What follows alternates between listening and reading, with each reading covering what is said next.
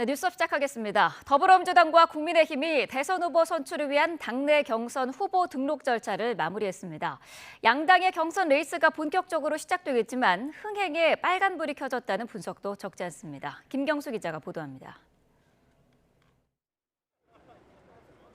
이틀 동안 진행된 국민의힘 대선 경선 후보 접수에는 모두 11명이 도전장을 냈습니다. 김문수 전 장관과 나경원, 안철수 의원, 양향자 전 의원, 유정복 인천시장, 이철우 경북지사, 한동훈 전 대표, 홍준표 전 대구시장 등이 이름을 올렸습니다. 민주당 경선은 김경수 전 경남지사와 김동연 경기지사, 이재명 대선 예비후보의 3파전이 확정됐습니다. 양당 모두 경선 구도가 정해졌지만 국민의 관심 밖 그들만의 행사가 되진 않을지 우려가 나오고 있습니다. 우선 국민의힘은 중도 확장성이 있다고 평가받는 오세훈 서울시장과 유승민 전 의원의 불참이 악재로 꼽힙니다. 자칫 탄핵 반대파들이 경선을 주도하는 것처럼 비치는 게 부담입니다. 국민의힘은 대선 후보를 낼 자격이 없는 정당입니다. 여기다 당 안팎에서 쉽사리 꺼지지 않는 한덕수 대통령 권한대행 차출론도 국민의힘 경선 전에 찬물을 끼얹는 요소가 되고 있다는 지적입니다. 민주당이 걱정하는 부분은 좀 다릅니다. 애초 경선 흥행에 크게 무게를 두지 않았다지만 지난 전당대회 때처럼 이재명 예비후보에게 표가 너무 쏠릴까 우려하는 분위기입니다. 민주당의 대선 경선은 이재명 후보의 추대식에 불과합니다. 이 예비후보가 유리하게 경선 규칙이 바뀌었다는 논란 속에 간신히 경선 모양새는 갖추게 된 만큼 민주당은 나머지 두 주자의 선전에 기대를 거는 분위기입니다. 이제 양당 주자들의 경쟁이 본격적으로 막이 오른 가운데 국민의힘은 5월 3일 최종 후보 선출을 목표로 일단 오는 22일 후보를 4명으로 압축합니다. 민주당은 전국 4개 권역에서 합동연설회 등 순회 경선을 거쳐 당원 투표 50%와 국민 여론조사 50%로 27일에 최종 후보를 발표합니다. YTN 김경수입니다. 네, 더불어민주당 이재명 대선 예비후보는 어제 대담 녹화 영상만 공개하면서 조용한 경선전을 치렀습니다. 본선을 염두에 두고 혹시 모를 실수를 최소화하려는 전략이라는 해석도 나오는데 김경수, 김동연 두 사람은 분초를 다투며 경선 일정을 소화했습니다. 정인용 기자입니다. 민주당 이재명 예비후보는 대장동 재판 외 외부 일정 없이 유시민 작가, 도올 김용옥 선생과의 대담 영상을 공개했습니다. 대담에서 이 후보는 수사와 기소의 분리 필요성을 언급한 뒤 검찰 수사권 문제를 지적했고 공수처를 대폭 강화할 거라고 예고했습니다. 특히 정치보복을 않겠다면서도 통합과 봉합은 다르다며 비상계엄은 재발 방지를 위해 진상을 가리고 책임을 물을 거라고 단언했습니다. 이 예방과 응보, 이 두 가지가 형벌의 목적인데 성공하면 좋고 성공 안 해도 뭐 얼마든지 다시 살아날 수 있네. 이 생각을 하면 어느 나라처럼 쿠데타가 6개월에 한 번씩 벌어집니다. 상대적으로 적은 일정을 소화하고 있는 데다 대담도 사전 녹화된 영상인 만큼 돌발 발언을 최소화하고 본선에 대비한 신중 모드에 돌입한 거란 해석도 나왔습니다. 김경수 전 지사는 이른 아침 라디오에 출연해 김동연 경기지사와의 연대로 낸 선을 그으며 정책 경쟁에 강한 의지를 드러냈습니다. 이재명 예비후보에게 유리하다는 평가를 받는 당원 50%, 일반 국민 50%의 경선 규칙을 두고 아쉬움도 감추지 않았습니다. 불가피하게 조기 대선이라 보여줄 수밖에 없었지만 앞으로는 좀 미리 규칙을 확정하고 거기에 따라서 선수들도 미리미리 준비해서 공정하게. 김 전 지사는 상가 건물의 폐업 공실에서 자영업자들의 애로사항도 청취하는 등 쉴 틈 없는 선거 일정을 소화했습니다. 김동연 지사는 경기도청 집무실에서 자동차 업계 관계자들을 만나 트럼프발 관세 전쟁에 따른 부품업계 대응책 마련에 주력했습니다. 경기 광명시 신안산선 붕괴 사고 현장도 찾아 주민 안전을 살폈는데 아직 찾지 못한 실종자 수색에 최선을 다해달라고 당부했습니다. 대원들 안전에 신경을 쓰면서 가장 신속하고 효율적인 방법으로 지금 하고 있다. 가장 빠른 시간 내에 실종자를 구조 내지는 찾을 수 있지 않을까 생각. 이런 가운데 민주당과 조국혁신당 등 5개 정당은 원탁회의를 통해 내란 세력 재집권 저지를 위한 연대의 뜻을 모았습니다. 범진보 진영 후보 단일화의 토대란 분석도 나옵니다. YTN 정인용입니다. 네, 한덕수 대통령 권한대행 국민의힘 경선에는 참여하지 않았지만 당내에서는 한대행의 출마를 요구하는 목소리가 계속되고 있습니다. 경선에 뛰어든 다른 주자들은 한대행이 경선 없이 차출되는 건 사실상 특혜라며 불편한 심기를 드러냈습니다. 손효정 기자입니다. 한덕수 대통령 권한대행이 국민의힘 대선 경선 후보로 등록하진 않았지만 당내 한덕수 출마론은 여전히 살아있는 카드입니다. 한대행이 대선 후보 공직자 사퇴 시한인 다음 달 4일까지 총리직을 내려놓고 무소속 출마를 선언하는 시나리오가 남았기 때문입니다. 한덕수 출마론을 가장 적극적으로 밀어왔다 평가받는 박수영 의원은 한대행의 대선 출마 가능성이 65%까지 올라왔다고 주장했는데 한대행 역시 명확한 입장을 밝히지 않으면서 대권 행보 가능성이 열려있다는 관측이 나오고 있습니다. 출마를 공식화한 국민의힘 주자들은 좀처럼 식지 않는 한덕수 대망론에 불편함을 내비쳤습니다. 기승전 용병론이죠. 우리 당에 늘 이번 대통령은 정말 국회 정치 모르고서는 힘듭니다. 경선의 의미가 무엇이냐는 지적과 함께 한대행 추대 의원들을 향한 날선 비판도 나왔습니다. 한덕수 권한대행 본인이 판단할 문제라고 생각합니다. 그런데 이제 우리가 경선하는 사람들 입장에서 볼 때는 조금 맥이 빠지는 것도 사실이죠. 몇몇 의원들이 이건 어떠냐라고 하면서 바람잡고 있는 거잖아요. 좀 거칠게 비유하자면 테마주 주가 조작 같은 거잖아요. 당 지도부 역시 주자들의 동요에 한대행의 출마 요구는 자제하고 경선에 집중하라고 공개 경고했습니다. 추가적인 출마설 언급은 국민의힘 경선 흥행은 물론 권한대행으로서의 중요 업무 수행에도 도움이 되지 않으리라고 생각됩니다. 보수 진영의 한대행 출마론에 민주당은 땜빵 주자 떴다방 후보 아니냐며 한대행이 결국 제2의 반기문이 될 거라고 날을 세웠습니다. 대선에 나온다면 각오해야 할 것입니다. 언론과 국민이 대선에 출마한 한덕수 총리를 양파, 껍질 벗기듯 하나하나 검증할 것입니다. 본격 경선 레이스와 함께 수면 위로 떠오른 한덕수 출마론이 좀처럼 가라앉지 않으면서 국민의힘이 경쟁력 있는 당내 후보를 선출할 기회와 기대를 스스로 꺾어버리고 있다는 비판도 적지 않습니다. YTN 손효정입니다.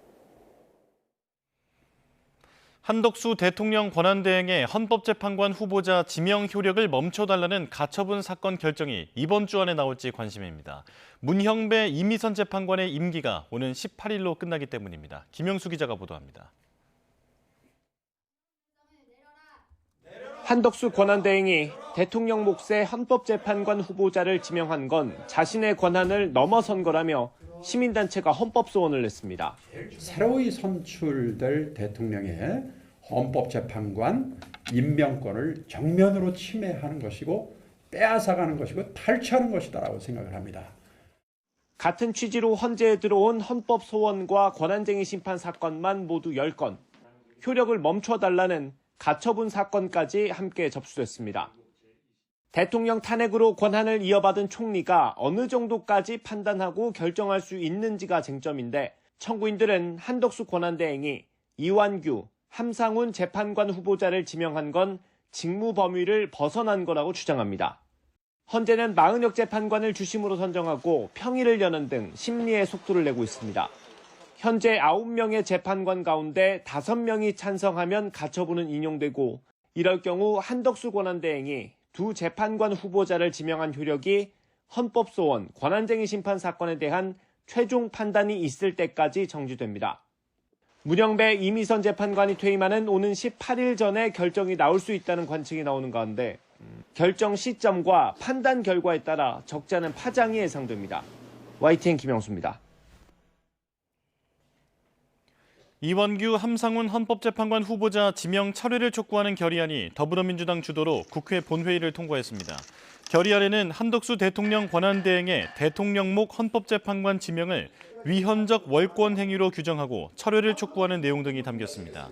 국민의힘 의원들은 한대행의 헌법재판관 지명은 적법한 권한 행사라며 일방적 안건 상정에 반발해 본회의 표결에 불참했습니다. 네, 계속해서 정치권 상황 자세히 짚어보겠습니다. 최창렬 용인대 특임교수, 이종근 시사평론가와 함께하겠습니다. 어서 오십시오. 안녕하세요. 네. 자, 어제 민주당과 국민의힘의 대선 경선 후보 등록이 마감됐습니다. 자, 먼저 국민의힘 11명이 후보로 등록을 했는데 다음 주에 4명으로 바로 압축이 되는 거죠? 네, 그렇습니다. 첫 번째 이제 국민 여론조사 100% 해서 4명으로 이제 압축이 되고, 그 다음에 특이할 건 거기 4명에서 원래는 이제까지는 거기서 1명을 뽑는데 한 번 더 있습니다. 결선 투표. 그러니까 물론 4명에서 과반을 넘는 그런 지지를 받는 사람이 1명 나온다고 한다면 결선 투표로 가지 않는데 이번에는 50%를 넘지 않으면 결선 투표로 해서 제가 보기에는 조금이라도 더 국민들의 어떤 그 뭐랄까요, 관심을 유도하는 그런 장치가 아닌가 싶고, 그래서 또 한 가지 그렇게 한 이유가 원래는 뭐 18용, 20용 뭐 이렇게 굉장히 많은 그런 그 후보들이 지원할 것 같아서 한 번 더 필터링을 하자라는 그런 의도도 있었던 것 같고요. 어쨌든 8용이다라고 어저께 이 발표가 됐다가 11명으로 한 3사람이 더 늘어났습니다. 네. 100% 일반 국민 여론조사가 실시되는데 이제까지 그동안 실시됐던 여러 가지 여론조사와 비슷한 결과가 나올 걸로 보시나요? 4명은 대개 이제 맨 처음에 4명으로 압축이 되는 거니까 김문수, 한동훈, 홍준표 이 세 분은 들어갈 확률이 높다고 저는 생각해요. 근데 나머지 1명이 이제 안철수 의원 그리고 나경원 의원 그래서 이 정도 중에 한 분이 되지 않을까라는 생각이 들어요. 지금 후보는 꽤 많아요. 11명이나 됩니다, 지금. 사실 잘 이름을 못 듣던 분도 있고 그래요. 근데 아무튼 뭐 15명이다, 뭐 20명이다, 20명, 15명 이건 아니고. 근데 이제 아무튼 지금 이제 4명으로 압축한 다음에 또 이제 결선 투표까지 하는 거는 물론 과반 넘으면 이제 뭐 결선 투표 필요 없겠습니다만 이제 흥행을 좀 이제 모색하겠다는 얘기인데 아무튼 이제 중요한 거는 그렇게 봐요. 여러 명이 나오는 것도 물론 중요합니다만 탄핵 찬반으로 완전히 나눠져 있어요, 지금. 아까 제가 말씀드린 4명에서도 나눠져 있는 상황이고 그래서 이 부분을 국민의힘이 정확히 전 정리를 해야 될 것 같아요. 이번 대선이 어쨌든 간에 윤 전 대통령 탄핵으로 파면으로 이제 이루어진 선거란 말이죠. 그렇다면은 탄핵에 반대하는 분들, 반대했던 분들 말이죠. 이러한 후보군이 과연 국민들에게 물론 탄핵을 반대하는 유권자 국민들도 많이 계셨습니다만 얼마나 소구력이 있을까.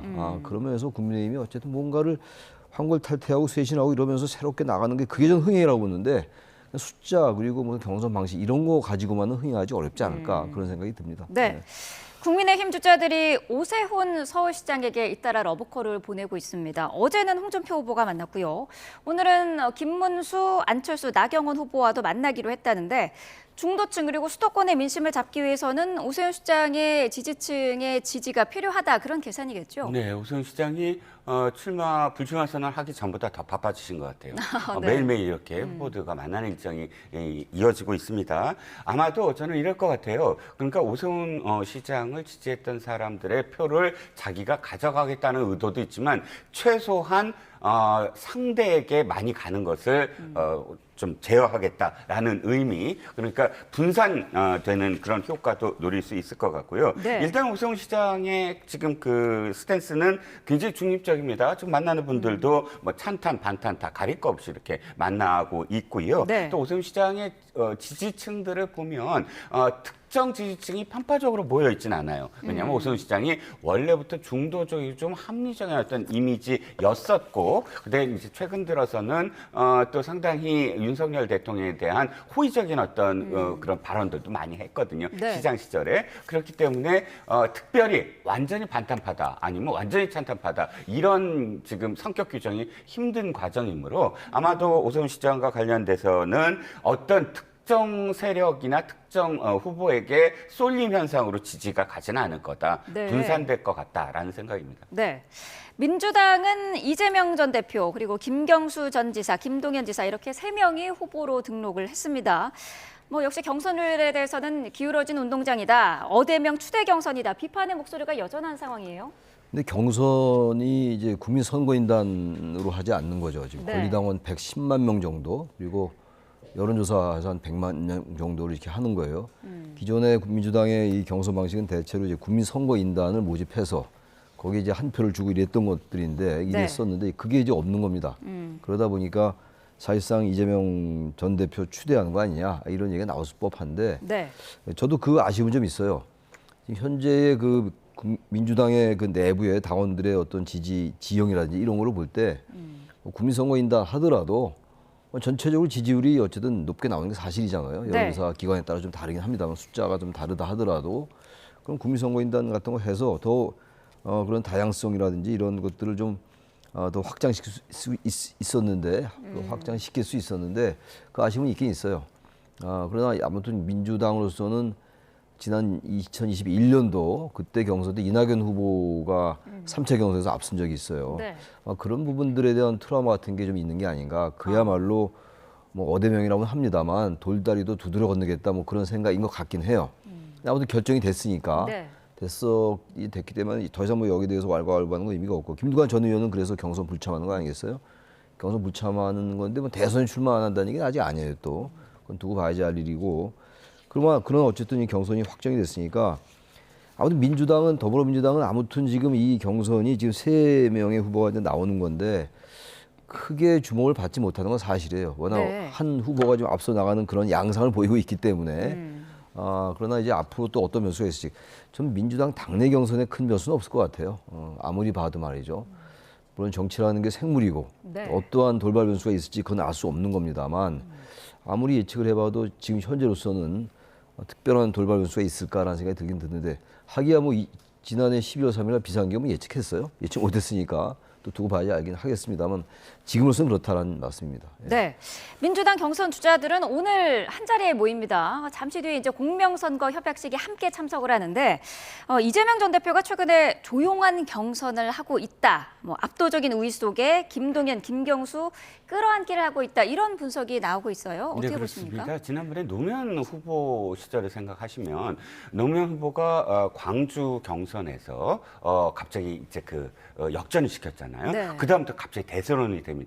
그러자 같이 뛰던 후보들이 전부 다 사퇴를 하기 시작해요. 이인재 후보 사퇴하고 뭐 하면서 연달아서 이제 사퇴를 하고 그러다가 정말 모든 후보가 사퇴해서 혼자 경선을 치러야 되는 그런 상황이 벌어지는데 네. 딱 한 사람 정동영 후보가 사퇴하지 않습니다. 그러니까 노무현 후보가 정동영 후보를 굉장히 고마워해요. 그리고 노사모에서도 참 정동영 후보 띄워주고 그러면서 이제 통일부 장관까지 이제 임명하게 되는 연이 됩니다. 지금 말씀하셨듯이 두 후보가 사실은 저는 고마울 거예요. 만약에 전부 다 안 한다 그러면 그야말로 경선 자체 의미가 없어지고 그냥 추대식이 돼버리잖아요. 그럼 굉장히 비판이 이어질 겁니다. 그래서 조심조심 어쨌든 끝까지 완주시키는 게 또 이재명 후보 측의 어떤 전략일 것 같고요. 네. 그런데 그러면서도 한 가지 또 전략이 또 하나 있을 거예요. 뭐냐면 이 당에서 이 계열 정당에서 70% 이상의 득표를 한 사람은 딱 한 사람이에요. 김대중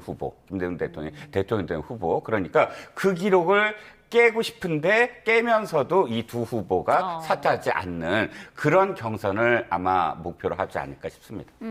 김경수, 김동연 이 두 사람은 연대설이 나오고 있는데 일단은 김경수 전 지사는 선을 그은 상태거든요. 어떻게 해석하십니까? 근데 이 경선이나 이 대선이나 어쨌든 이 선거에서 연대라는 건 항상 나온 얘기예요. 네. 연대설, 뭐 단일화 이런 건데 연대라는 건 뭡니까? 어느 한 사람이 다른 상대방을 밀어줘야 되는 거예요. 그게 연대예요. 그 연대가 막연하게들 얘기하고 아주 연대처럼 좋은 단어가 없죠. 솔리데러티 아주 좋은 얘기인데 글쎄 선거에서 연대라는 건 한 명이 양보해야 되는 겁니다. 근데 네. 지금 김경수, 김동연 이 두 분 중에서 한 명이 그런 선택을 할 수는 있겠죠. 어차피 이번 대선에서 특히 이제 민주당 경선에서 이재명 전 대표를 꺾기가 어렵다면은 누르기가 어렵다면은 연대하는 것도 나쁘지 않을 것 같아요. 네. 어차피 이분들은 다음이라든지 다음 뭐 내년 지방선거도 있고 여러 가지 또 정치 일정이 있잖아요. 향후 자신들 입지도 많이 의식할 겁니다. 꼭 대선 승리도 승리겠습니다만. 네. 그러면서 볼 때도 연대설이 전혀 의미가 없지는 않은데 그렇다고 연대한다고 해서 그게 그렇게 민주당 경선의 큰 흥행 요소라든지 새롭게 주목을 받는 그 정도의 어떤 컨벤션 효과 같은 거 그런 걸 기대하기는 어려울 것 같아요. 네. 나름대로 그러나 어쨌든 연대를 할 수 있는 거죠. 특별히 다른 어떤 생각을 갖거나 어떤 완전히 어떤 이슈나 정치적 의제에 대해서 전혀 다른 관점을 갖고 있는 분들이 아니기 때문에 연대할 수 네. 있다고 봅니다만 연대에서 이제 이재명 대표와 전 대표의 이제 1대1 이제 양강구도로 갈 수 있는데 그렇다 하더라도 글쎄요 같은 말씀입니다만 크게 관심 받기는 어렵지 않느냐라고 생각합니다. 네. 사실 솔직히 말씀드려서. 예. 연대를 하면은 어쨌든 뭐 극적인 효과가 어느 정도는 있어야 되는데 그게 있겠느냐라는 분석이시거든요. 그렇지요. 그러니까 이 두 후보가 무엇을 갖고 연대를 하느냐가 중요한데 그 무엇이 이재명 대표를 절대 후보로 내세울 수 없다라고 만약에 연대를 하게 되면 민주당 전체에서의 어떤 지지를 얻을 수 없을 거예요. 네. 그렇다면 이 두 후보가 지금까지 어떤 정치 여정에서 연대를 할 수 있는 특별한 어떤 뭐랄까 이슈가 있을까 하는 점인데 한 가지 단초는 있습니다. 개헌 같은 경우 이재명 후보 측에서는 개헌에 선을 그었는데 네. 이 두 후보는 개헌을 전면에 내세울 수는 있거든요. 근데 개헌이 과연 이 민주당의 수건이냐, 민주당의 그 당원들이 이 개헌 이슈에 대해서 최소한 50%에 달하는 권리당원들이 그것을 견인할 수 있는 권리당원을 견인할 수 있는 이슈냐, 그건 또 좀 애매해요. 그러다 보니까 연대를 할 수 있는 분명한 명분이 있어야 된다. 그 명분 찾기가 사실 이 두 사람한테 쉬워 보이지는 않는다라는 생각입니다. 개헌 얘기를 하기 쉽지 않을 거예요. 좋은 말씀인데 개헌의 당위성이 있으니까, 그리고 개헌은 사실 뭐 정치사회나 시민사회가 다 원하는 거니까 말이죠. 네. 그런데 이 국면, 이제 50일도 채 안 남은 거 아니에요, 대선이? 이 상황 속에서 민주당 후보가 더군다나 개헌 얘기를 끝낼 수 있을까? 그러니까 제가 생각해도 개헌을 고리로 명분을 내세울 것 같지는 않고, 만약 연대하더라도 네. 뭐 미래에 대한 정책 같은 거로 연대할 수 있을 거예요. 아마 김명수 전 경남지사도 도지사 출신이고 그러니까. 근데 민주당 내에서 개헌 얘기를 하면 완전히 이게 전혀 흐트러진다는 생각을 할 거예요, 아마. 네. 향후 민주당 내에서의 정치도 해야 되는 분들이기 때문에. 그래서 제가 봐도 고리가 마땅치가 않아요. 연대할 고리가. 같은 네. 얘기입니다. 예. 지금 이 대선판에서 가장 큰 변수를 꼽히는 게 바로 한덕수 대행의 출마 여부입니다. 일단 국민의힘 경선에는 참여하지 않았는데 뭐 출마한다더라 안 한다더라 관계자 발로 서로 다른 기사도 쏟아지고 있거든요. 지금 상황으로 봤을 때 출마를 할 것으로 보시나요? 어쨌든 출마를 하든 안 하든 이제 한덕수 총리의 입에서 나온 말만 믿어야 될 것 같아요. 네. 뭐 어저께 말씀하셨지만 뭐 불출마로 가닥 잡혀서 바로 아니야 부인, 뭐 불출마설 부인, 뭐 이런 식의 언론들이 막 이렇게 계속 혼재하면서 대통령 아까 권한대행 측이라고 나오는 어떤 기사들의 신뢰성이 이제 좀 떨어지고 있습니다. 네. 다시 돌아와서 한덕수 총리가 나올 수 있을 것이냐? 저는 이제 정치공학적으로 봤을 때 세 가지가 부족해요. 하나는 뭐냐면 권력 의지. 한덕수 권한대행이 그야말로 권력욕이 있느냐, 권력 의지가 있느냐. 그러니까 지금의 어떤 환경 말고요. 네. 지금 뭐 이재명 대표에 비해서 너무 지금 이 흥행도 안 되고 또 지금 겪고 있는 국민의힘의 여러 가지 어떤 상황들로 말미암아 한덕수 총리가 필요하다. 이런 거 말고 그야말로 본인의 입이나 혹은 지금까지의 어떤 이 정치 행보상에서 네. 최소한 내가 대통령이 되겠다라는 또는 대통령 꿈을 갖고 있겠다라는 최소한의 단초가 있느냐. 본인 입에서 나온 건 한 가지도 없거든요. 네. 그러면 현재까지는 본인의 권력 의지가 얼만큼 있는지를 판단할 여지가 별로 없어 보여요. 두 번째는 뭐냐면 김성태 전 의원이 어저께 이런 표현을 했어요. 꽃가마를 태우려고 한다면 꽃상녀가 될 것이다. 이게 무슨 뜻이냐면 제가 생각하기에는 대통령이란 그런 자격을 가진 사람은 최소한의 어떤 시련들이 저는 있었다고 봐요. 노무현 대통령이 몇 번씩이나 부산에서 떨어졌다거나 또는 김대중, 김영삼 대통령이 그야말로 죽음의 어떤 과정까지도 또는 단식의 과정까지도 포함하면서 민주화 과정을 이렇게 이뤄냈다거나 이런 최소한의 서사가 있어야 국민들이 저 사람은 그냥 정치를 하기 위해서 하는 사람이 아니라 나라를 어떻게 이끌 거야라는 믿음이 가거든요. 그런데 네. 최소한 한덕수 권한대행을 보면 꽃길만 걸었다라고 해도 과언이 아니거든요. 그러니까 보수 진영과 또 진보 진영에서 국무총리를 한 번씩 2번 한 사람은 아마도 한덕수 권한대행밖에 없을걸요. 그러니까 모든 공직에서 가장 엘리트 코스와 가장 유력한 그런 좋은 자리만 차지했던 분입니다. 그런데 갑작스럽게 이제 아무런 과정 없이 그야말로 바깥에 나왔다가 단일화를 한다면 꽃가마 아닙니까? 그런데 그것이 과연 그런 여정으로 대통령이 된 사람이 있는가? 세 번째, 세력이 없다. 이 세력이라는 건 참 중요한 게 제가 취재한 바에 따르면 한덕수 총리에게 조언하는 그룹들이 있어요. 그러니까 외교 쪽 엘리트 그룹과 그다음에 이제 경제 관료 쪽 엘리트 그룹이 있는데 이 엘리트 그룹에서는 사실 반대를 하고 있다고 합니다. 이게 지금 나가실 때가 아니고 또 그런 선출직 공무원은 안 어울리십니다라는 실질적인 조언을 하는 그룹이 있대요. 그런데 그 사람들이 아니라면 갑작스럽게 자기와 이질적인 정치 그룹을 자기의 세력화한다? 쉽지 않거든요. 그래서 저는 이 세 가지를 봤을 때 출마를 한다는 건 사실 좀 무모해 보인다라는 생각이 좀 듭니다. 어쨌든 한대행이 만약에 출마를 하려면 다음 달 4일까지는 이제 총리직에서 물러나야 되는데 그러면 그때까지 이런 엇갈린 전망들이 계속될 수도 있지 않겠습니까? 5월 3일 날 이제 국민의힘의 대선 후보가 확정되잖아요. 5월 3일. 그리고 5월 4일이 이제 공직사퇴 마지막 시한이에요. 근데 그때까지 최대한 그렇게 한다는 건 전 대선에 나올 사람의 그 도리는 아닌 것 같아요. 대통령 선거라는 건 말이죠. 자기의 모든 걸 걸어야 되는 거예요. 총선거도 아니고 뭐 지방자치단체장 선거도 아니고 말이죠.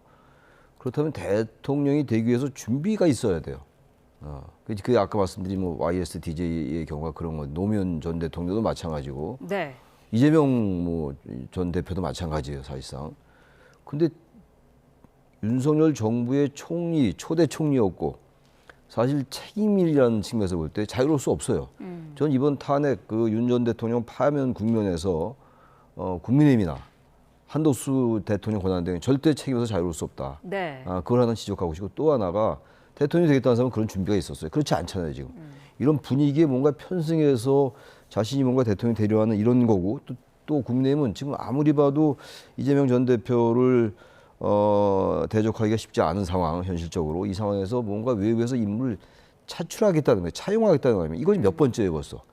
윤석열 전 대통령 그랬고, 한동훈 전 대표도 당대표 차출한 거 아닙니까? 근데 이걸 너무 이렇게 하면요, 이 보수 정당으로서 존재 가치가 없어져요. 설령 이번 선거에서 만약에 지더라도 말이죠, 당내 후보들로 뭔가를 해내는 자강력을 가져야 돼요. 그 내부에서 토론하고 논쟁해가지고 하나로 정한 다음에, 그리고 일부 보였던 수구적인 태도 이런 것들을 반성하고, 제가 누누이 말씀드립니다만 그럴 때 보수 정당으로서의 정체성을 확립할 수 있는 겁니다. 근데 대선이 어려울 것 같으니까 지금 현재 정부 교체기, 뭐 정권 교체기까지라는 말씀 안 드려요. 정부 교체기에 안정적인 관리를 해야 될 가장 핵심적인 이 위치에 있는 분이 지금, 그리고 이 대선을 관리해야 되는 분인데, 이런 사람이 지금 대선에 뛰어든다. 그리고 아직도 입장도 밝히지 않고 있는 건 국민에 대한 도리도 아니에요. 만약에 출마하려면 거기다 모든 책임을 각오하고 감수하고 당장 얘기를 해야죠. 출마한다 안 한다. 근데 계속 지금도 14일 날도 그 관세와 관련해 가지고 내가 마지막까지 소명을 다하겠다. 여러 가지 해석을 놔요. 그 정치적 발언처럼 A로 해석할 수도 있고 B로 해석할 수 있는 이런 발언을 자꾸 하는 건 전 도리가 아니라고 봐요. 그래서 어쨌든 간에 그 지난번 반기문 전 유엔 사무총장도 지지율이 올라가다가 결국 이제 본인이 이제 스스로 거둬들인 적이 있어요. 꽤 오래전 얘기입니다만. 근데 그때도 어땠습니까? 결국 그 정당의 그 전열만 흐트러뜨렸어요. 이번에도 그렇게 될 공산이 커요. 좀 그래서 빨리 입장을 밝히든가. 그래야지 이런 식으로 계속하는 건 전혀 이거는 현재 대통령 권한대행으로서의 도리도 아니고, 그리고 지금 스스로가 중립 조정 능력을 스스로 버리는 거다. 저는 그렇게 말씀을 드립니다. 민주당은 한대행 탄핵 여부를 오늘 결정한다고 합니다. 뭐 당 내에서 근데 찬반 의견이 지금 팽팽하다고 해요. 탄핵 사유는 충분하지만 대선 도전에 우리가 날개를 달아주는 형국이 될 수도 있다. 이런 신중론도 있더라고요. 그렇죠. 두 가지입니다. 하나는 말씀하셨듯이 명분을 만들어주는 거예요. 만약에 한덕수 총리가, 저는 아까 부정적으로 말씀을 드렸습니다만, 그럼에도 불구하고 본인이 지금의 어떤 그런 그 위기 상황에서, 비상시국에서 나라를 위해서 내가 정말 몸바치겠다라고 하더라도 지금 여러 가지 문제가 있어요. 왜? 선관위와 이제 선관위원장과 이미 전화를 해서 6월 3일로 결정한 사람, 심판자로서 상당히 오랜 기간 지금 심판자였던 역할을 했던 사람이 갑작스럽게 선수로 나가야 되잖아요. 그런데 본인이 그것을 나 심판이 아니고 선수입니다 라고 한다면 국민들이 지금까지 지지는 했지만 진짜 속내가 있었구나 라고 생각할 거 아니에요. 근데 지금 이렇게 만약에 탄핵을 한다 그러면 소추 통과하기 전에 사퇴하겠다 하고 나올 수 있는 명분을 만들어주는 거. 두 번째는 뭐냐면 발목 잡기가 됩니다. 지금 우선 협상 대상국이 됐어요. 관세. 네. 미국의 관세 우선 협상 대상국으로 일본과 함께 협상을 해야 됩니다. 그런데 이 대목에서 탄핵을 한다? 그러면 지금 위기 상황을 완전히 지금 발목을 잡는다라고 비판을 받게 되거든요. 네. 그렇기 때문에 아마도 저는 민주당이 지금 고민을 하고 있지만 탄핵을 쉽게 결정하지 못할 것 같습니다. 네. 정치권에서는 빅텐트론도 계속 언급되고 있습니다.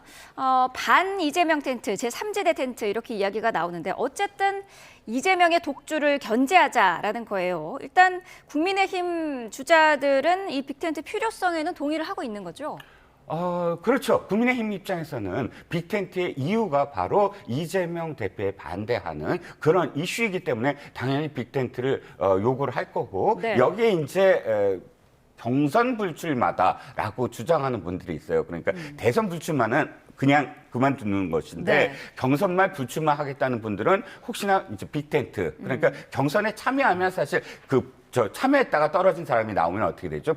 이제는 법으로 불가능해졌잖아요. 그러니까 그 경선 참여하지 않고 차라리 바깥에서 나가서 새로운 어떤 텐트를 치겠다 이렇게 지금 계획을 하고 있는 것 같은데 네. 개인적인 어떤 지금 제가 판단이지만 우리나라에서 자꾸 선거 때마다 빅텐트 운운하는 건 사실 바람직하지 않다고 봅니다. 네. 빅텐트는 원래 사실 포괄정당이라는 뜻으로 캐치올 파티 모든 어떤 특정한 이념이나 특정한 성향을 불문하고 다양한 스펙트럼을 가진 그런 그 정치인들이 함께 모여서 정치를 해보자라는 그 포괄정당을 뜻하는 것으로 저는 알고 있는데 네. 자 그렇다고 하더라도 이유가 말이죠. 특정 정치인을 반대하기 때문에 텐트를 치겠다? 만약에 그렇게 텐트를 친다면 어떻게 되죠? 그렇게 해서 정당이 실질적으로 만들어지나요? 정당이 만들어진다면 그게 존속할 수 있습니까? 만약에 그것이 그대로 의도한 대로 특정 정치는 못하게 한다고 하더라도 네. 이념이라든지 성향이라든지 강령이라든지 이런 것들 가치를 기반으로 해서 서로 모이는 것이 아니라 특정 이유만으로 모인다면 그건 곧바로 해체가 될 겁니다. 일본에도 그런 정당이 있어요. NHK를 반대할 수 있는 방법을 알려주는 정당. 제목이 그래요. 그 정당 이름이. 네. 딱 그 NHK에 대한 어떤 반대 때문에 모인 정당이에요. 그런데 그러면 그 다음에는 그 정당은 없어지잖아요. 특정 목적만 갖고 있기 때문에. 네. 그래서 아무리 우리나라가 산악지대고 아웃도어가 잘 팔리지만 5년마다 이렇게 텐트를 이야기하면서 네. 텐트에 대한 어떤 수요를 얘기하는 건 그때그때 어떤 정파적 이익 또는 정치적 이익으로 이합집산을 하겠다라는 뜻이 아닌가 싶습니다. 네. 저도 한 말씀 드리면은 이 빅텐트 이거 쉽지 않을 거예요. 지금 다 말씀을 길게 하셨는데 이재명 대 반 이재명 아닙니까? 그렇죠. 그러니까 빅텐트의 명분이 반 이재명이에요. 제가 쭉 정치를 쭉 봐오면서 말이죠. 87년도 그때부터 보면서 느끼는 게 이게 특정 좀 가장 강한 후보가 하나 있어요. 여기에 대해서 이제 많은 사람들이 많은 후보들이 항상 정치의 본질이기도 해요. 그게 정치 공학적으로.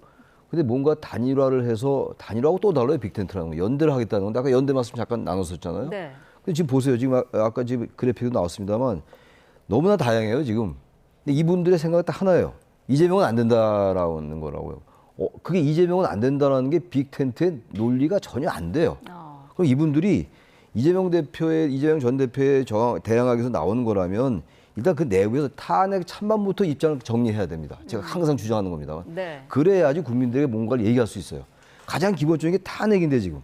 탄핵으로 치러진 선거는 여기서 완전히 입장이 갈려요. 근데 무슨 빅텐트입니까? 이 논의 자체가 그만큼 이분들이 대단히 허약하다는 반증이에요. 방증이라고 좀 보기 때문에 이 빅텐트 논의할 시간은 이 정치공학적인 거거든요. 네. 정치 현실에서 권력 정치에서 불가피하다 하더라도 이러한 것들 논의할 시간에 다른 의제를 개발해야 돼요. 정책 의제라든지. 그리고 탄핵 찬반에 대해서 입장을 정리하고 그리고 이재명 좀 잊어버리고 제가 항상 드린 말씀입니다만 조지 레이코프가 쓴 그 코끼리는 생각하지 마라. 자꾸 코끼리만 떠올라요. 이재명 뽑으면 안 되고 이재명 뽑으면 안 돼 그러면 이재명을 뽑아야 되나 보다 라고 될 수도 있다고요. 그래서 이 빅텐트 얘기할 시간에 다른 정책 의제를 개발하는 게 낫지 않느냐 전략적으로 그런 생각도 듭니다. 네, 알겠습니다.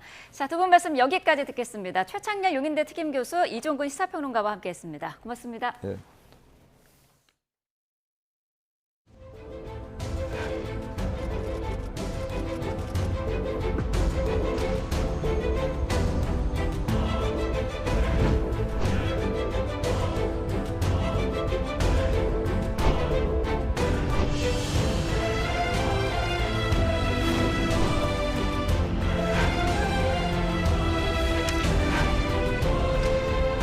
왜 민감국가 명단에 올라갔는지 우리 정부는 보안 문제 관련이라고 밝혔을 뿐 아직 구체적인 이유도 파악하지 못하고 있습니다.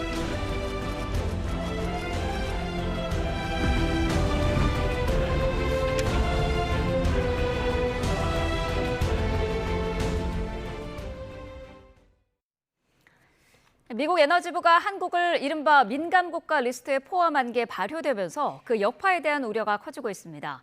민감국가에 들어간 이유도 정확히 파악하지 못한 가운데 교섭을 통해 해제하기까지는 상당한 시간이 걸릴 것으로 보입니다. 홍주혜 기자입니다.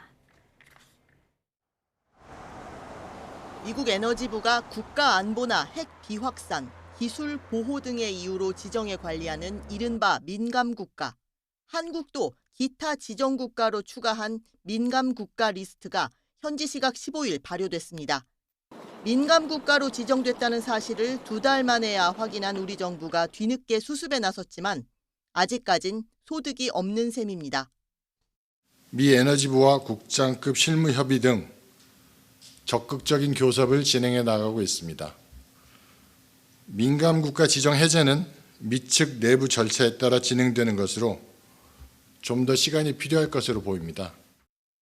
그나마 한국은 테러 지원국이나 위험 국가보다는 우려 수위가 낮은 국가를 대상으로 하는 최하위 범주에 들어가긴 했습니다. 하지만 한국 출신 연구자가 미국 에너지부 산하 연구소를 방문할 때 문턱이 높아지는 등 과학기술 분야 협력에서 차질이 빚어질 수 있습니다. 미국 DOE 에너지부 산하에 있는 17개 연구소가 있는데 거기 출입을 할 때 45일 전에 미리 그 출입 허가를 받아야 되고. 왜 민감국가 명단에 올라갔는지 우리 정부는 보안 문제 관련이라고 밝혔을 뿐 아직 구체적인 이유도 파악하지 못하고 있습니다. 다만 윤석열 정부의 핵무장론 등이 원인이 됐다는 지적엔 사실이 아니라고 선을 그었습니다. 현실성 없는 핵무장론, 원전 수출 무리한 강행, 국지전 도발과 친위 쿠데타 이런 것들 아니었다 한다면 핵 민감국가 지정은 없었을 것이다. 지금 말씀하신 내용은 제가 아는 범위 내에서는 전부 다 사실 무근입니다. 또 1990년대 초에도 민감국가 지정 해제를 건의하고 수개월 뒤 리스트에서 빠진 적이 있는 만큼 정부는 조기 해제를 위해 미국과 지속적으로 협의하겠다는 입장입니다. YTN 홍주혜입니다. 내일 한국은행 금융통화위원회가 기준금리를 결정합니다. 경기 부양은 시급하지만 최근 극심해진 환율 변동성 등을 고려해서 기준금리를 동결할 거란 전망이 유력합니다. 이형원 기자입니다. 이번에는 기준금리가 연 2.75%에 묶일 거라는 전망이 유력합니다. 채권 전문가 88%도 금리 동결을 예상했습니다.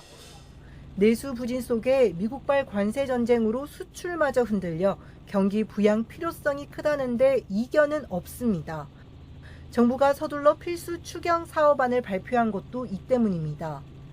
이렇게 경기만 고려하면 금리를 내려야 하지만 트럼프 행정부의 오락가락 관세 정책으로 널뛰게 하는 환율 탓에 섣불리 움직일 수 없을 거라는 분석이 지배적입니다. 1,500원에 육박했던 환율이 최근 1,420원대로 내려오긴 했지만 미국과 금리 차가 더 벌어지면 다시 불안해질 가능성도 배제할 수 없기 때문입니다. 추경을 하면서 금리까지 같이 내려줘야 돼요. 그래야 시너지 효과가 나오는데 관세 인상 때문에 미국 물가가 상당히 좀 올라갈 가능성이 있다. 이제 그런 것 때문에 FOMC가 당분간 동결할 가능성이 높다고 생각하면 여기서 인하를 하면 환율이 다시 불안해질 수 있다. 100% 동결할 거야. 토지거래 허가구역 확대로 간신히 눌러둔 집값이 금리 인하로 다시 튈 수 있다는 것도 부담 요소입니다. 이에 이번 달에는 숨고르기를 하며 환율과 가계비 추이, 미국 통화정책 방향 등을 주시할 것으로 보입니다. 관세 정책의 흐름이라든지 이런 협상 방향 이런 것들을 보면서 좀 여력이 된다라고 하면 5월 달에는 금리를 낼 수 있는 환경이 조성되지 않을까.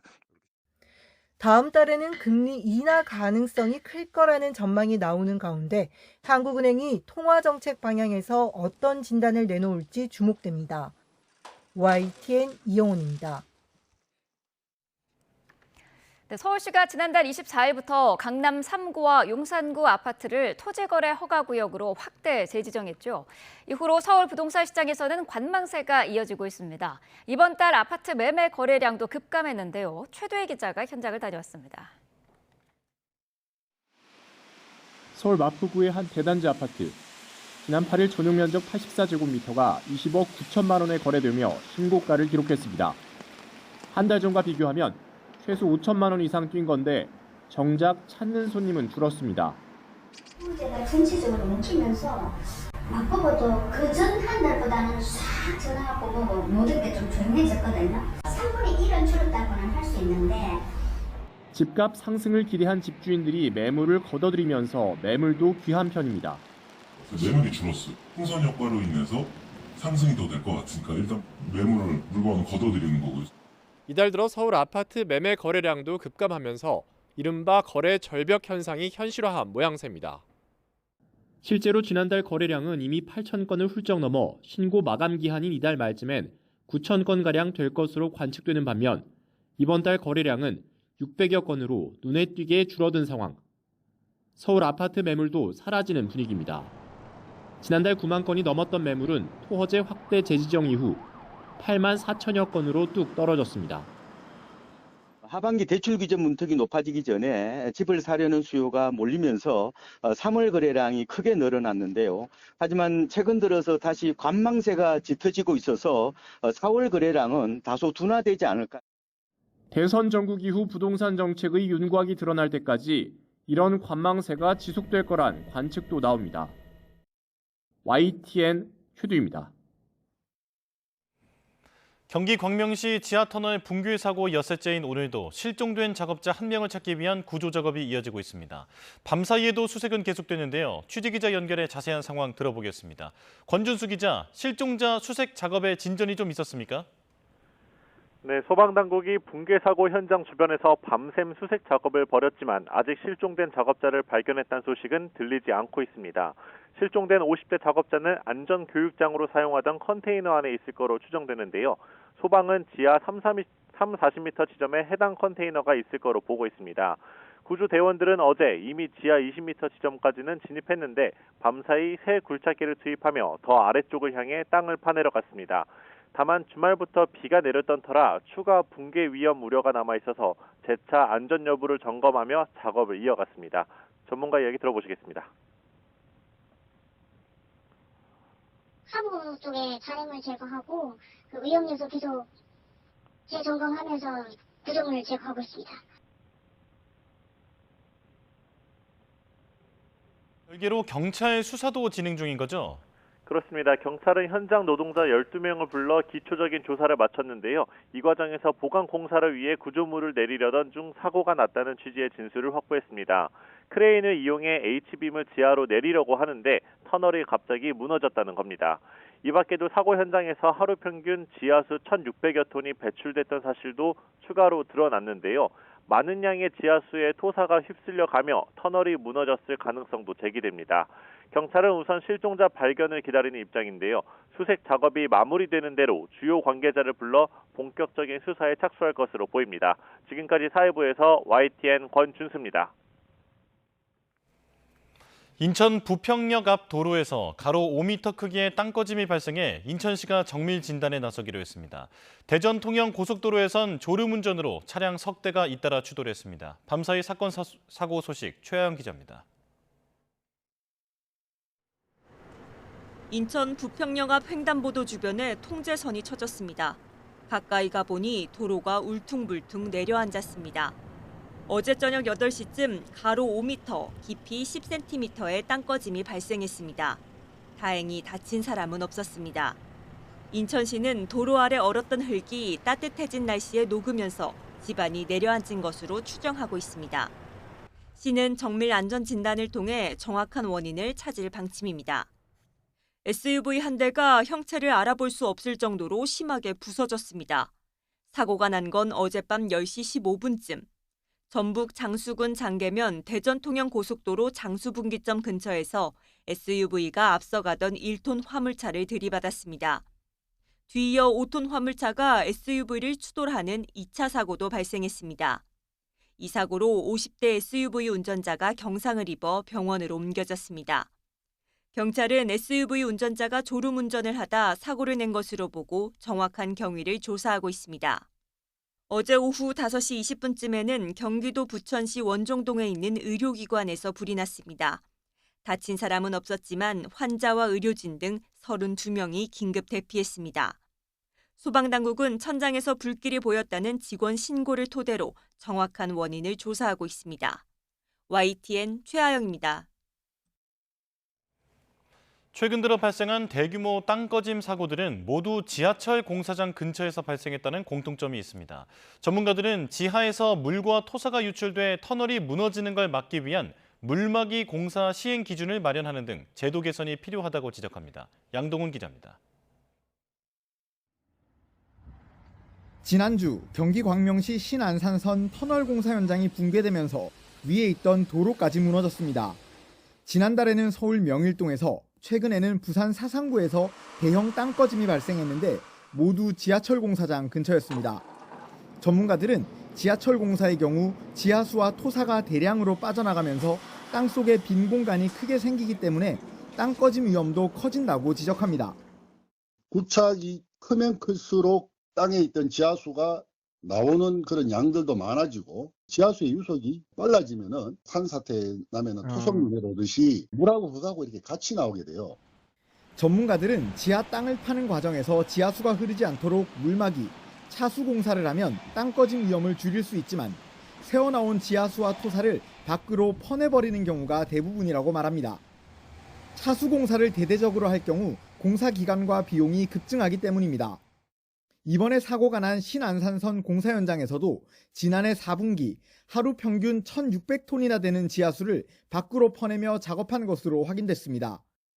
이 때문에 지하 안전 평가 내용과 현장 변수에 따라 차수 공사 여부를 판단하는 구체적인 기준을 마련해 현장에서 따르도록 강제하는 등 제도 개선이 필요하다는 목소리가 나옵니다. 이 정도 침하가 발생되게 되면 이거는 차수를 하지 않으면 안 되겠다. 이런 결정을 내릴 수 있는 툴을 우리가 제공을 해야 되는데 현재 지하안전평가에서는 그게 아니란 말이에요. 서울시는 지하철 공사 구간을 대상으로 지하 빈 공간을 확인하는 지표 투과 레이더, GPR 탐사를 진행하겠다고 발표했습니다. 그런데 일반적인 GPR 장비는 지표 아래 2m 정도까지만 탐지할 수 있어 한계가 있다는 지적입니다. 이에 따라 전문가들은 좀 더 깊이 땅속을 탐지할 수 있는 고성능 GPR 장비 사용을 의무화하거나 다른 탐지 수단을 함께 활용할 필요가 있다고 강조합니다. 탄성파 탐지 장치 같은 것을 설치를 해가지고 땅속에다가 그걸 묻어놓고 가볍게 탕탕탕 때리면은 탐사를 할 수가 있어요. 그런 여러 가지 방법이 있습니다. 인명피해가 반복되는 땅꺼짐 사고를 방지하고 지하철 공사의 안전도 확보하기 위한 근본적이고 세세한 대책이 필요해 보입니다. YTN 양동훈입니다. 제주공항에서 항공기에 탄 승객이 이륙 직전에 갑자기 일어나 비상구를 여는 아찔한 사고가 났습니다. 폐소 공포증 때문에 답답해서 문을 열었다고 경찰에 진술했는데 해당 비행기가 출발하지 못하게 되면서 승객 200여 명이 불편을 겪었습니다. 정현우 기자가 보도합니다. 공항 한가운데 서 있는 항공기 날개 아래로 비상탈출용 슬라이드가 내려와 있습니다. 아침 8시쯤 제주공항에서 김포공항을 향해 이륙하려던 에어서울 항공기의 비상문이 갑자기 열린 겁니다. 승객 협조 의무에 따라 항공기 출입문 조작은 엄격히 금지되어 있습니다. 비상 상황이 아니었는데도 비상구를 강제로 연 사람은 30대 초반 여성 승객이었습니다. 9번째 열 복도 쪽 좌석에 앉아 있다가 이륙을 앞두고 갑자기 앞으로 달려가 비상구를 연 것으로 확인됐습니다. 여자분이 들리더니 갑자기 막 나가더니 열었어요, 문을. 사람들이 막 소리 지르고 막 그랬거든요. 승무원들은 곧바로 여성을 제지하고 공항 경찰대에 인계했습니다. 이 과정에서 다친 승객은 없었지만 여성을 제지하던 승무원이 넘어졌습니다. 여성은 폐소공포증이 있어 답답해서 그랬다고 공항경찰대에 진술한 것으로 전해졌습니다. 항공기가 출발하지 못하면서 승객 202명이 불편을 겪었습니다. 에어서울 측이 오후 비행기를 탈 수 있도록 안내했지만 승객들은 예상치 못한 상황에 발을 동동 굴렀습니다. 아버지가 어제 대장암 진단을 받으셔가지고 육지병원으로 올라가서 좀 진료를 받아보려고 급하게 올라가는 거예요. 사건을 넘겨받은 제주 서부경찰서는 비상구를 연 승객을 항공보안법 위반 혐의로 입건하고 정확한 경위를 조사하고 있습니다. YTN 정현우입니다. 이 사건과 관련해 국토교통부가 정확한 사건 경위를 파악하고 있습니다. 이와 관련해 국토부 관계자는 당시 승무원의 대처가 적절했는지 등 경위를 파악해 대응에 나서고 있다고 밝혔습니다. 사건 수습이 끝난 이후엔 항공 보안 체계를 면밀히 살펴 재발 방지 대책에 나설 예정입니다. 살인을 시도했다가 달아난 혐의를 받는 남성이 운전면허를 갱신하러 경찰서에 찾아왔다가 16년 만에 붙잡힌 사실이 뒤늦게 알려졌습니다. 서울 은평경찰서는 지난달 지명 수배자였던 60대 남성 A씨를 살인 미수 혐의로 검찰에 넘겼습니다. A씨는 지난 2009년 10월 19일 서울 은평구의 한 노래방에서 경쟁 관계에 있던 업주 B씨를 살해하기 위해 불이 붙은 시너를 담은 깡통과 둔기를 들고 찾아간 혐의를 받습니다. 경찰이 사건 직후 달아난 A씨를 검거하지 못해 수사가 중단됐는데 지난달 17일 운전면허를 갱신하러 구로경찰서 민원실에 찾아왔다가 신원을 확인한 경찰에 검거됐습니다. 포항해양경찰서는 암컷 대게 이른바 빵게를 잡아판 혐의로 베트남 국적의 어선 선원 12명을 검거해 총책 30대 A씨를 구속 송치했습니다. 이들 일당은 어선 선원으로 암컷 대게가 잡히면 선장 몰래 숨겨 들여와 SNS를 통해 파는 방식으로 2,700여 마리를 유통한 혐의를 받습니다. 해경은 길거리에서 암컷 대게 300여 마리를 포장하는 사람이 있다는 주민 신고로 현장에서 A씨를 붙잡았고 추적 끝에 나머지 일당도 검거했습니다. 12.3 내란 사태 직후 군 방첩사령부의 계엄 문건이라는 제목으로 대량 유포된 해킹 메일은 북한 소행으로 확인됐습니다. 북한은 운세 정보나 세금 환급, 광고까지 다양한 가짜 이메일을 만들어서 무차별 발송한 것으로 드러났습니다. 부정원 기자입니다. 내란 사태 직후였던 지난해 12월 초 방첩사에 계엄 문건을 공개한다는 가짜 이메일이 불특정 다수를 대상으로 마구 뿌려졌습니다. 첨부된 파일을 열면 개인정보가 그대로 털리는 해킹 메일로 당시 정부는 주의령을 발령했습니다. 수사에 착수한 경찰은 넉 달여간 관련 서버 기록 등을 추적한 결과 북한 소행으로 결론 내렸습니다. 기존 북한발 사건에서 파악된 서버가 재사용됐고 범행 근원지의 IP 주소도 중국 랴오닝성과 북한의 접경지에 할당된 사실을 확인했습니다. 서버에서는 북한식 어휘도 다수 발견됐는데 정보통신 용어인 포트를 포구로, 페이지를 페지로 표현한 게 대표적입니다. 경찰은 특히 이들이 탈북자와 군 관련 정보를 수집한 정황이 확인됐고 통일이나 안보, 국방 분야 종사자들에게 사칭 이메일이 다수 발송됐다고 설명했습니다. 이들은 이 밖에도 유명 가수의 콘서트 초대장이나 오늘의 운세, 세금 환급, 건강정보 제공 등 다양한 유형의 해킹 이메일을 만들었는데 범행에 쓰인 전자우편 주소는 공공기관이나 유명 포털 사이트 주소에 몇 글자를 추가하는 방식으로 만들어졌습니다. 이런 메일은 모두 17,700여 명에게 12만 6천여 회 발송됐고 수신자 가운데 120명은 계정 정보와 연락처 등을 탈취당했습니다. 메일 수신자로 하여금 피싱 페이지에 접속해서 본인의 정보를 입력하면 그 부분을 별도로 탈취를 하는. 경찰청 국가수사본부는 발송자가 불분명한 전자우편은 열람하지 않거나 첨부 파일과 링크를 클릭하지 않는 게 중요하다고 강조했습니다. YTN 부장원입니다. 북한에서는 4월 15일 김일성 생일을 뜻하는 태양절이 최대 명절 가운데 하나입니다. 김정은 독자 우상화의 일환으로 지난해부터 이 태양절이란 명칭을 사용하지 않았는데 올해는 다시 등장했습니다. 어떤 의도가 있는 건지 이종원 기자가 짚어봤습니다. 김일성 주석 생일인 4월 15일 북한 주민이 보는 조선중앙TV는 아침부터 김일성 일대기를 찬양하는 기록영화를 방영하며 정규방송을 시작했습니다. 민족의 운명을 구원해 주신 만거의 영웅 졸세의 애국자 김일성 장군. 김일성 생일을 기리는 각종 경축 행사와 공연 소식 등도 일주일 전쯤부터 꾸준히 방송됐습니다. 못 견디게 그립습니다.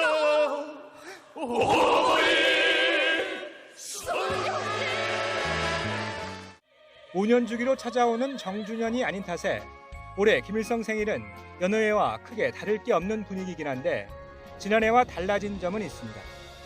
지난해 김일성 생일을 뜻하는 태양절 대신 4.15 또는 4월 명절이라는 명칭을 사용하기 시작했지만 올해 7차례나 북매체에 태양절이란 단어가 다시 등장한 겁니다.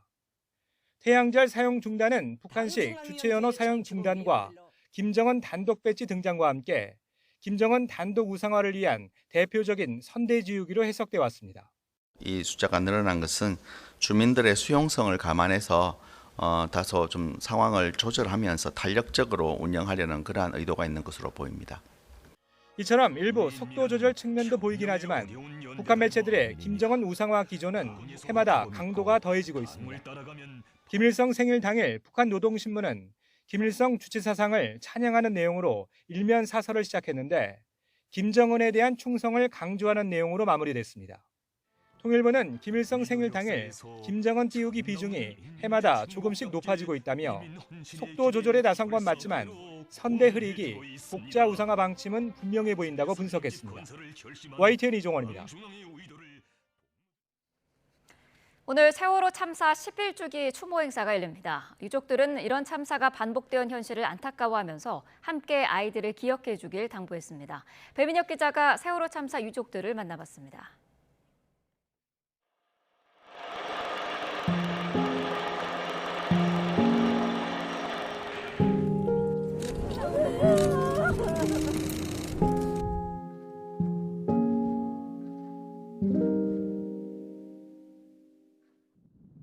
세월호 참사 이후 11년이 흘렀습니다. 세월호 선장은 무기징역이 확정됐고 유족이 국가를 상대로 낸 손해배상 소송에서 일부 국가의 책임이 인정되기도 했습니다. 얼마 전에는 세월호 참사가 선체의 복합적인 문제로 발생했다는 해양심판원의 결론이 나오기도 했습니다. 이렇게 시간이 흐르는 동안 지금쯤 어엿한 사회인으로 자랐을 아이들은 엄마 아빠 기억 속에 그때 모습 그대로입니다. 자식을 보낸 부모님들의 마음은 10년 전이나 똑같은 것 같습니다. 여전히 아프고 억울하고. 네.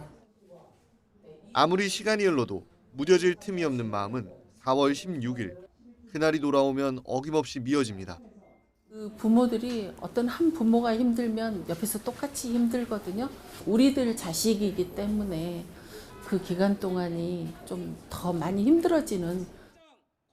유족들은 참사 당일 재난 컨트롤 타워가 제대로 작동했는지 아직도 밝혀지지 않았다며 당시 박근혜 전 대통령의 7시간 행적 관련 대통령 기록물에 대한 정보 공개 청구 절차에 나섰습니다.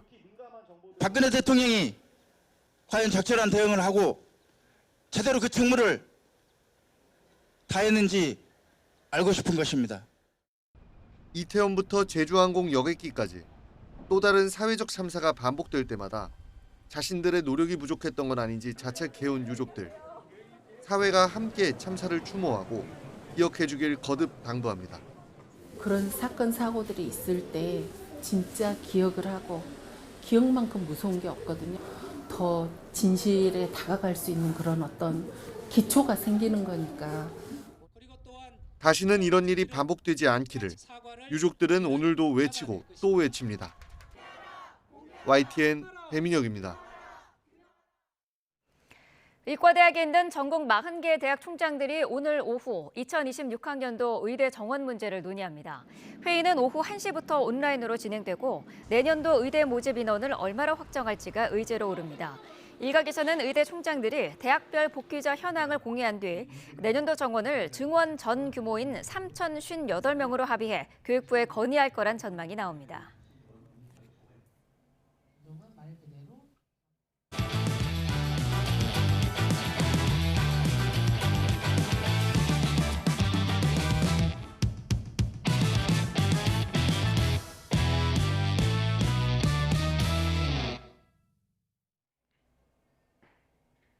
오늘의 대선 소식 알아봅니다. 양당이 경선 후보 등록을 마무리하면서 본격적인 대선 경선 레이스에 막이 올랐습니다.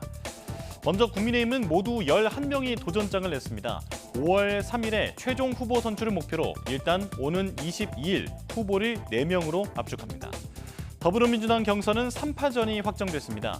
민주당은 전국 4개 권역에서 합동연설회 등 순회 경선을 거쳐 당원 투표 50%, 국민 여론조사 50%를 반영해 오는 27일 최종 후보를 발표합니다. 이렇게 막은 올랐는데 국민의힘은 흥행이 걱정입니다. 인물 또 정책 경쟁을 통해서 유권자의 관심을 최대한 얻어야 하는데 중도 표심을 끌어올 것으로 기대했던 오세훈 서울시장과 유승민 전 의원이 불참을 선언했기 때문이죠.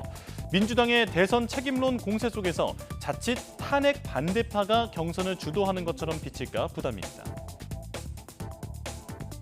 국민의힘은 대선 후보를 낼 자격이 없는 정당입니다. 이번 대선의 원인을 제공한 정당이 국민의힘입니다. 더불어민주당의 고민은 좀 다릅니다. 애초에 흥행은 크게 염두에 두지 않았다지만 또 이재명 예비후보에게 몰표가 나오는 게 아닐까 부담인데요. 경선 규칙이 이 예비후보에게 유리하게 바뀌었다는 논란도 불거졌는데 모양새를 갖추긴 했지만 자칫 독주 경선처럼 비칠까 우려하고 있습니다. 국민의힘도 이 부분을 공격하고 나섰죠. 대한민국을 무한 정쟁과 분열로 몰아갈 이재명 세력을 극복해야 합니다. 민주당의 대선 경선은 이재명 후보의 추대식에 불과합니다. 그런가 하면 경선에 참여하지도 않았는데 계속해서 거론되는 인물들이 있습니다. 먼저 한덕수 대통령 권한대행입니다. 국민의힘 경선에는 참여하지 않았지만 총리직을 내려놓고 무소속 출마를 선언하는 시나리오가 남았기 때문인데요. 당내에서 한대행 출마를 요구하는 목소리가 점점 커지고 있는데 당 지도부가 직접 경계에 나서기도 했습니다. 깜짝 불출마를 선언한 오세훈 서울시장은 며칠 새 오히려 몸값이 올랐습니다. 당내 후보들이 서로 자신을 지지해달라며 만나달라는 러브콜을 보내고 있는데요. 오 시장 측은 요청이 오는 대로 만남을 잡고 있다라고 밝혔는데 아직 누구를 지지할지는 마음을 정하지 못한 것 같습니다. 민주당에선 일찌감치 대선 불참을 선언한 김부겸 전 국무총리의 이름이 다시 오르내립니다. 이재명 후보 1강 구도 속에서 비이재명으로 뭉치자는 이른바 비명 빅텐트가 쳐지면 합류할 수도 있다는 예측에서인데요. 같은 맥락에서 경선을 거부하겠다고 밝힌 김두관 전 경남지사와 이낙연 전 국무총리 등도 거론됩니다. 일각에선 국민의힘 후보들까지 포함한 거대한 반명 빅텐트 이야기까지 나오는데 이에 대해 김 전 총리는 금시초문이라며 자신은 민주당원과 함께할 것이라고 선을 그었습니다. 지금까지 오늘의 대선 소식 살펴봤습니다. 4월 16일 뉴스업 주일정 정리합니다. 더불어민주당이 국회에서 당 공명선거 실천 협약식을 엽니다. 이 자리에는 이재명, 김동연, 김경수 후보가 단 경선률 확정 이후 처음으로 한자리에 모입니다. 지난해 비상계엄 당시 국회를 봉쇄하는 등 내란에 가담한 혐의로 기소된 조지호 경찰청장과 김봉식 전 서울경찰청장의 4차 공판이 열립니다. 재판부는 경찰의 정치인 체포조 운영에 관한 증인신문을 진행할 예정입니다. 국회는 대정부 질문 마지막 날이자 사흘째인 오늘 교육, 사회, 문화 분야 질문을 진행합니다. 의대 증원과 의료개혁 갈등 문제, 연금 개혁안의 청년 부담 완화 등이 쟁점이 될 전망입니다. 세월호 참사 11주기를 맞아 서울과 경기 안산시에서 참사 희생자들을 위로하는 추모 행사가 열립니다. 행사에는 유가족과 추모객 2천여 명이 참석하고 오후 4시 16분부터 1분 동안 안산시 단원구청 일대에서는 묵념 사이렌이 울릴 예정입니다. 뉴스업 주일정이었습니다. 중국이 보복 관세, 비관세 수단까지 동원해 미국에 맞서고 있는 가운데 트럼프 미국 대통령이 공은 중국 코트에 있다고 말했습니다. 세계 최대 시장인 미국에서 돈을 벌고 싶으면 먼저 협상에 나서야 한다고 압박한 겁니다. 워싱턴 권중기 특파원입니다. 백악관 대변인은 중국과의 관세 협상과 관련한 질문에 트럼프 대통령이 전한 성명을 읽었습니다. 급한 건 미국이 아니라 중국이라며 중국이 먼저 협상을 요청해야 한다는 겁니다. The ball is in China's court.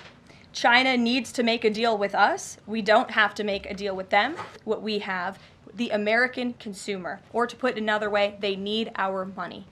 또 중국 이외에 70여 개 나라는 모두 미국과 접촉하고 있다며 중국이 특별 대우를 받을 이유가 없다고 말했습니다. 일부 국가는 구체적인 제안도 내놨고 조만간 관세 협상과 관련한 발표가 나올 수 있다고 밝혔습니다.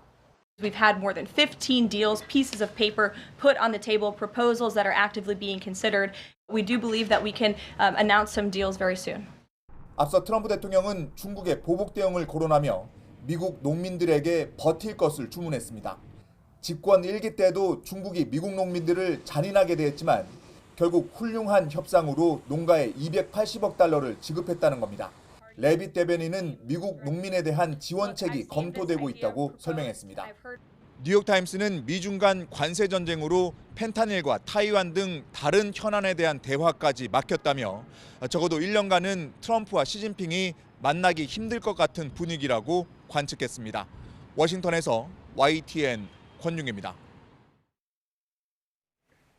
미국의 관세 정책이 말 그대로 자고 나면 달라져 있습니다. 중국의 맞불 대응도 수위를 높여가고 있는데요. 하루하루 달라지는 경제 흐름을 어떻게 읽어야 할지 전문가와 얘기 나눠보겠습니다. 권혁중 경제평론가와 함께합니다. 어서 오십시오. 네, 안녕하십니까. 네, 자 지금 리포트로도 보여드렸다시피 중국이 관세 그리고 비관세 조치까지 내놓으면서 미국에 맞서고 있는데 지금 언론들은 미국이 더 급한 상황이다 이런 분석을 내놓고 있더라고요. 어떻게 보십니까? 네, 그렇습니다. 뭐 미국 입장에서는 사실 아이폰 민심이라고 보통 얘기를 하죠. 예. 이런 소비재 가격이 이제 오를 것으로 뻔히 예상되다 보니까 사실상 이제 미국 입장에서는 더 시간이 없다라는 이제는 이야기가 나오고 있습니다.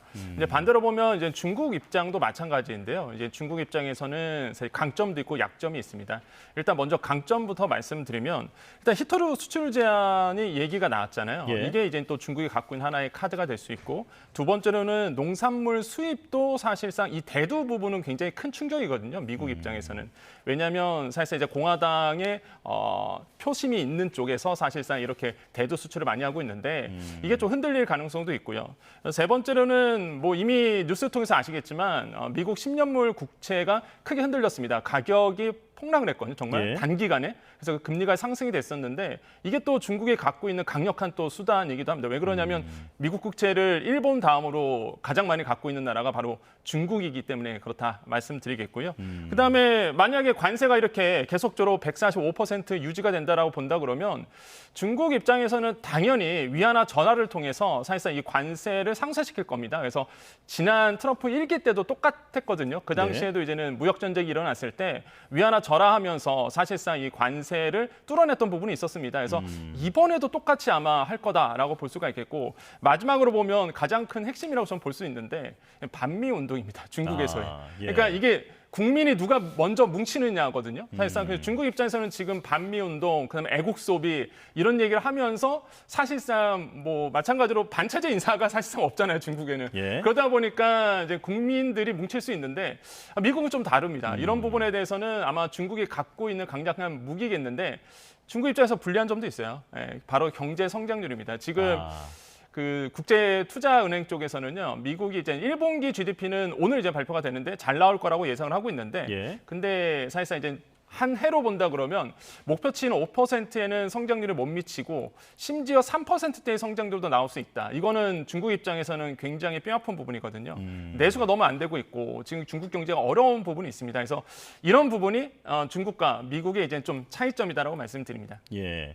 앞서 히토류를 잠깐 언급을 해주셨는데 우리나라도 중국의 히토류를 상당 부분 의존하고 있기 때문에 이 중국에서 히토류 수출이 금지된다면 우리나라도 피해가 좀 불가피한 상황이잖아요. 네, 그렇습니다. 이제 히토류라는 거는요, 결국에는 희귀한 흙, 그 안에 들어간 광물 자원인데요. 지금 중국이 7종에 대해서 사실상 이제 수출 통제를 이제는 했습니다. 그래서 이렇게 된다 그러면 첨단 소재에 이 히토류가 들어가는데, 이 광물이 들어가는데 사실상 이거에 대해서 첨단 산업에 대한 발전이 저해될 수밖에 없고 이런 부분들이 이제는 영향을 미칩니다. 그래서 그런데 왜 이 히토류를 중국이 이제 전략 카드로 꺼내 들었을까라고 본다 그러면 히토류는 놀라지 마십시오. 우리나라도 있습니다. 있습니까? 있습니다. 그런데 미국도 있고요. 각국 나라가 많습니다. 근데 왜 희귀한 흙이냐? 이게 뽑아내기가 어렵습니다. 그러니까 흙은 있는데 그 안에 있는 광물 자원을 뽑아낼 때 화학 처리를 하거든요. 예. 환경 오염이 정말로 상상을 초월합니다. 그러다 보니까 미국도 못 만들고 가공 처리를 못하고 환경 오염 때문에 우리나라도 마찬가지죠. 그래서 미국이 자꾸 우크라이나 쪽으로 광물 협정 맺자하는 이유가 또 이런 이유도 있거든요. 예. 그러니까 다른 나라에서 뽑아내야 된단 말이에요. 그래서 중국이 사실상 히토류의 가공을 90% 담당하고 있습니다. 전 세계의 90%. 그러니까 엄청난 양이 이제 중국 쪽에서 사실상 이렇게 가공 처리가 되고 있고 예상 매장량도 1위고요. 그래서 중국이 갖고 있는 강력한 무기가 바로 이런 히토류다. 이거를 이제 전략화했다라는 거죠. 미국 예. 입장에선 뼈 아프고 우리나라도 마찬가지다. 첨단 산업에 대한 투자가 좀 둔화될 수 있기 때문에 정말 좀 우려스러운 부분이라고 말씀을 드립니다. 예. 자, 이제 중국이 미국의 아킬레스건을 찔렀다. 네. 이런 표현까지도 나오는데 미국도 반박 카드가 있잖아요. 지금 네. 중국의 상장 기업들을 이제 미국 시장 내에서 퇴출하겠다. 네. 이런 얘기도 나오는데 가능할까요? 뭐 트럼프 대통령의 목소리다 보니까 이게 뭐 실현 가능성도 없잖아 있다라고 보는데 근데 예.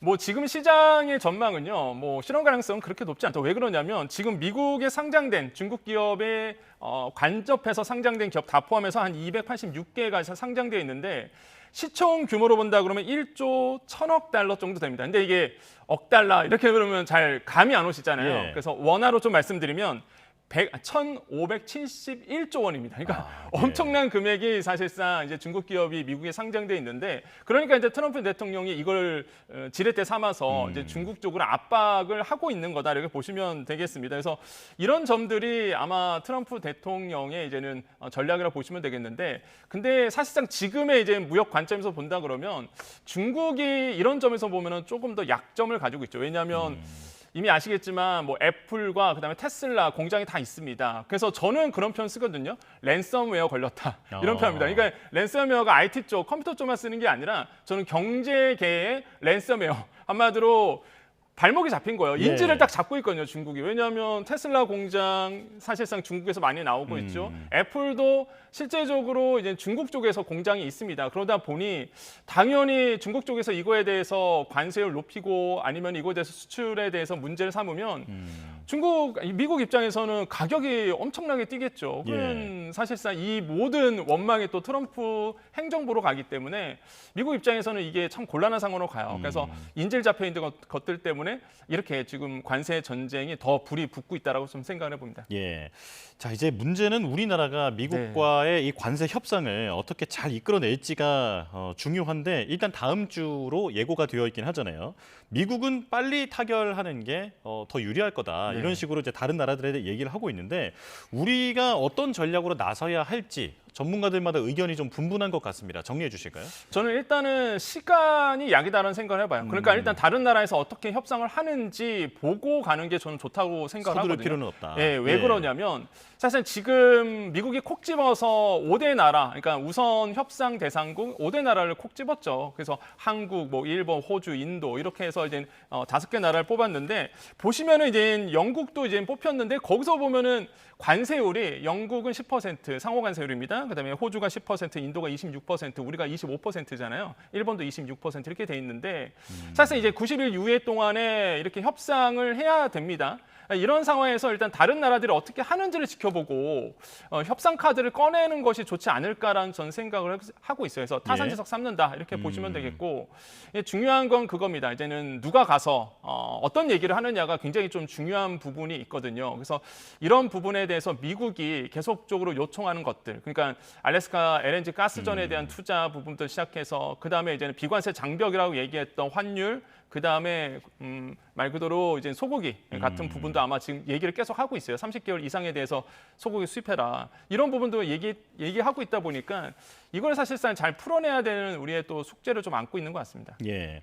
자, 지금 환율을 저희가 좀 속보로 보여드리고 있는데 지난주에 비해서는 상당히 안정된 상황이거든요. 네. 오늘은 좀 소폭 오르면서 출발을 하고 있습니다. 네. 환율부터 잠깐 짚어볼게요. 네. 지금 원달러 환율 앞으로 어떻게 전망이 됩니까? 환율 자체는 지금 미국 국채에 대한 매도세가 계속 나오고 있습니다. 이런 점을 봤을 때 이제 달러도 영향을 받을 수밖에 없거든요. 달러 가치가 이제 계속적으로 단기간에 많이 빠진 상태고요. 지금 달러 인덱스, 그러니까 보니까 주요 통화 6국 대비해서 달러의 가치를 보여주는 이 달러 인덱스가 99, 오늘 기준으로 봤을 때 한 100선으로 됐습니다. 그래서 달러 약세네요. 예, 그렇죠. 예. 달러 약세가 보여주고 있다 보니까 당분간 이제 환율은 1,420원대나 한 30원대에서 계속적으로 움직일 것으로 이제 보고 있습니다. 이런 점들은 우리 입장에서는 조금 이제 유리하죠. 하지만 이런 부분에서 봤을 때에 그러면은 우리의 이제 금리 정책이 과연 어떻게 움직일지가 또 초미의 관심이죠. 왜냐하면 우리가 이제는 뭐 내일이죠. 금리 결정을 할 텐데 그동안 사실상 동결을 예상했던 이유가 환율이 너무 높았기 때문에 예. 아 이거 금리 인하 못하겠다라는 얘기가 있었거든요. 근데 이제 많은 전문가들이 단 일주일 전 이제 환율을 보고 판단한 건데 일주일 사이에요. 환율이 확 내려갔습니다. 그러니까요. 예, 그래서 워낙 달러 가치가 확 내려갔거든요. 그렇게 된다 그러면 또 생각을 달리할 수밖에 없어요. 그러면 야 이거 금리 동결이 아니라 사실상 우리나라 경제 체계로 본다 그러면 너무 둔화되고 있어서 금리 인하해야 되거든요, 사실. 그래서 아마 이런 부분도 좀 영향을 미칠 거다라고 생각해 봅니다. 예. 자, 시간이 없어서요. 일단 중요한 것 좀 빨리 좀 짚어보겠습니다. 자, 트럼프 대통령이 반도체, 소재 부품 장비 기업까지 미국으로 다 끌어들이겠다 이런 전략으로 관세 카드를 만지고 있는 거잖아요.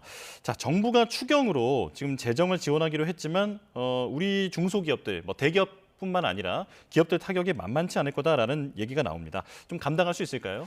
저는 사실 감당이 안 되죠. 사실 추경 이번에 이 반도체 쪽으로 그다음에 이제는 소부장 쪽으로 33조 원 더 투자하겠다라고 이제는 보조금을 지급하겠다라고 얘기했는데 사실 이제는 관세 문제가 계속적으로 이렇게 불거진다 그러면 우리나라 이제 반도체 그다음에 소재 부품 장비 쪽에서도 계속적으로 관세가 책정될 수 있거든요. 이런 점들은 사실상 시간이 끌수록 우리한테 불리하다. 자동차 같은 경우에는 이미 25%의 관세가 책정이 됐죠.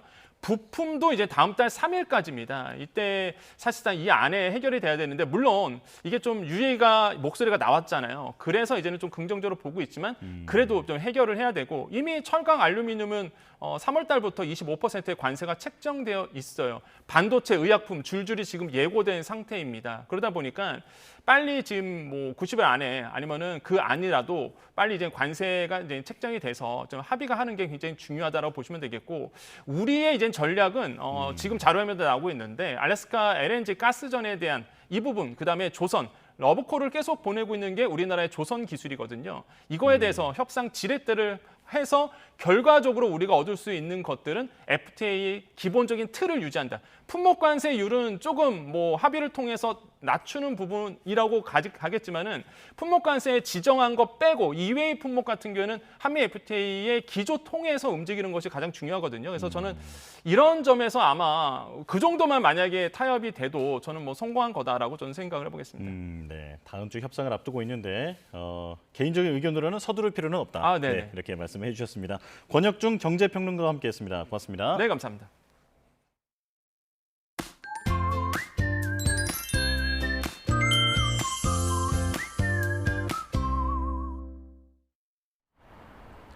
또 한 차례 날씨 변덕이 지나고 계절이 다시 제자리를 되찾았습니다. 특히 오늘 낮부터는 무척 따뜻한 봄 기운을 만끽할 수 있겠는데요. 서울 한낮 기온이 22도, 대구는 26도로 어제보다 무려 10도가량 높겠고요. 또 오늘 아침과의 기온차도 15도에서 20도 안팎으로 무척 크게 벌어지겠습니다. 이 변덕스러운 봄 날씨에 독감 환자도 급증하고 있는데요. 나오실 때는 입고 벗기 편한 겉옷으로 체온 조절해 주셔야겠습니다. 자세한 오늘 날씨 살펴보겠습니다. 오늘 전국이 맑고 쾌청한 가운데 대기질도 대체로 양호하겠습니다. 해가 떠오르면서 내륙 곳곳에 끼었던 안개도 빠르게 걷히고 있는데요. 오늘 서울 한낮 기온은 22도로 어제보다 8도가량 높겠고 예년 수준도 4도가량 웃돌겠습니다. 특히 충청 이남 내륙은 25도 안팎으로 낮 동안 다소 덥다 싶은 느낌까지 들겠습니다. 당분간 일교차는 크겠지만 따뜻한 날씨가 계속되겠습니다. 다만 내일은 인천과 경기 남부, 영서, 중남부에 양은 적지만 요란한 비가 내리겠고요. 다가오는 주말에는 오후부터 전국에 비가 확대할 전망입니다. 오늘 낮부터는 완연한 봄 기온을 만끽할 수 있겠지만 대부분 지역에서 바람도 강해지겠습니다. 강풍에 날아갈 수 있는 물건은 단단하게 고정해 주셔야겠습니다. 지금까지 서울 상암동에서 YTN 고은재입니다. 뉴스업 수요일 순서 마칩니다. 내일 다시 뵙겠습니다. 고맙습니다.